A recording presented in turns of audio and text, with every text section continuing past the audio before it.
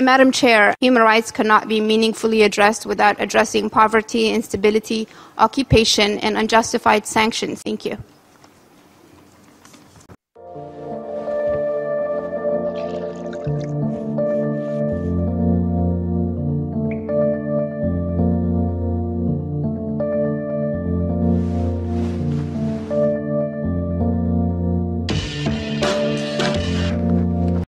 Distinguished delegates, I call to order the 18th meeting of the Third Committee of the 72nd session of the General Assembly.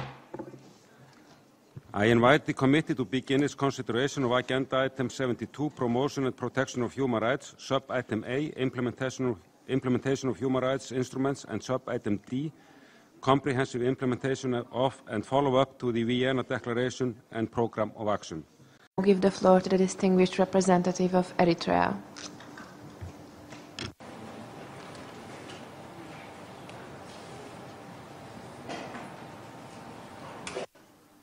Thank you, Madam Chair. Madam Chair, the Vienna Declaration and Programme of Action stipulates human rights are universal, indivisible, and interdependent. There is no hierarchy between rights, and the international community should provide equal treatment and emphasis to the two covenants.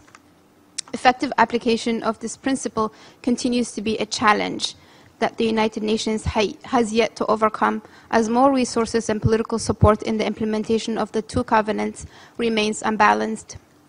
In this regard, allow me to highlight the following points. First, international cooperation on the promotion and protection of human rights should be on the basis of non-politicization, non-selectivity, non-confrontational, transparent, and constructive dialogue. States must refrain from this practice by modeling a constructive route to forge international cooperation in advancing human rights everywhere.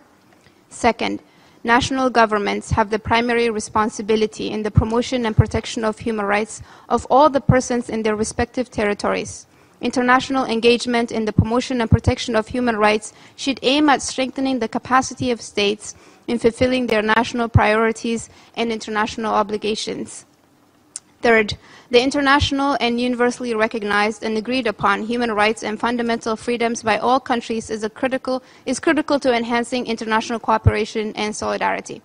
We recognize the vital role of the human rights treaty bodies in translating the universal human rights conventions into practical measures and assisting member states in the implementation of their human rights commitments. In this regard, we call for the implementation of General Assembly Resolution 68/268, which addresses some of the challenges faced by member states in fulfilling their reporting obligations. It is important to enhance our efforts towards strengthening national capacities, and in this regard, we recognize the efforts of the OHCHR in providing trainings. And this year, 2 Eritrean officials participated at regional training for trainers organized by the OHCHR. Madam Chair, let me conclude by reiterating that the international community should address conditions that impede the full enjoyment of all human rights.